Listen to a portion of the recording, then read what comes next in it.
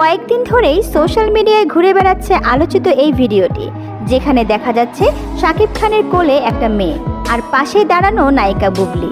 বোঝাই যাচ্ছে কোনো একটা বাড়ির ভেতর দাঁড়িয়ে আছে তারা দুজন। এদিকে ভিডিওটা ভাইরাল হতেই আলোচনা হচ্ছে বুবলির প্রথম সংসার নিয়ে। বলা হচ্ছে শাকিবের কোলে মেয়েটা বুবলির প্রথম সংসারের মেয়ে। এদিকে এই খবর বুবলির কানে যেতেই মিডিয়ায় মুখ খুলেছে জনপ্রিয় এই নায়িকা। ভিডিওটি নিয়ে খুব টেনশনে আছে এই নায়িকা। বুবলি জানায় শাকিব খানের কোলের মেয়েটি তার না, আর তাছাড়া বুবলির আগের কোনো সংসার নেই। বুবলি মিডিয়ায় বলে কোনো একটা শুটিংয়ের সময় ভিডিওটা করা হয়েছে।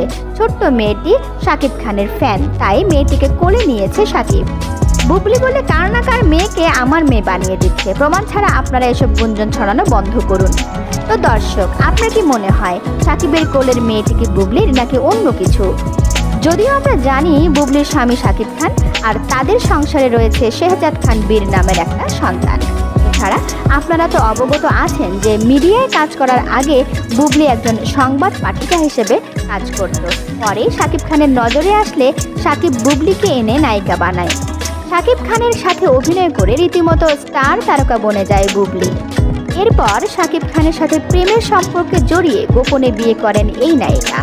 যদিও বর্তমানে তাদের সংসার আর টিকে নেই।